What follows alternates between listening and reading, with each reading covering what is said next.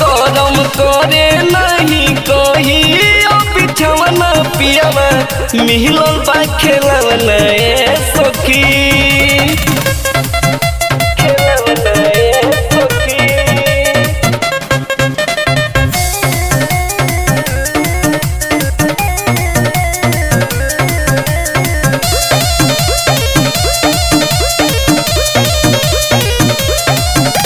रतिया में अचरा ओढ़ी सूत जाल सट के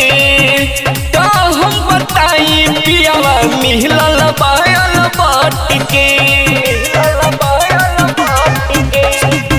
रतिया में अचरा ओढ़ी सूत जाल सट के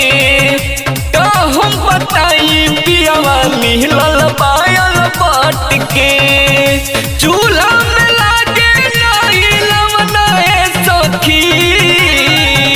चूल्हा में लागे नहीं लवना ए सखी तो गरम करे नहीं कोई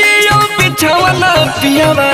मिलल बा खेलवना ए सखी तो गरम करे नहीं कोई बिछवना पियावा मिलल बा खेलवना ए सखी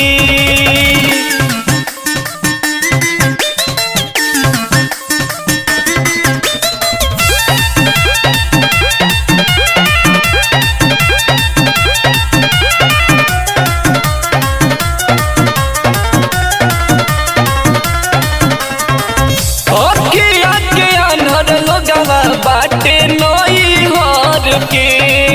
मन मन जियारा हमर रह जाता हर के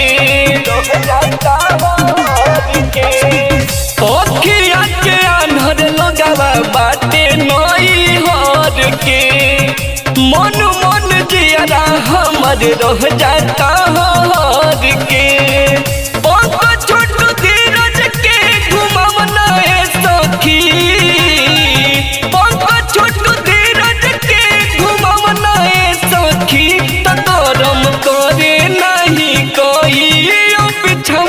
पियावा मिलल बा खेलवना ए सखी तो गरम करे नहीं कही बिछवना पियावा मिलल बा खेलवना ए सखी।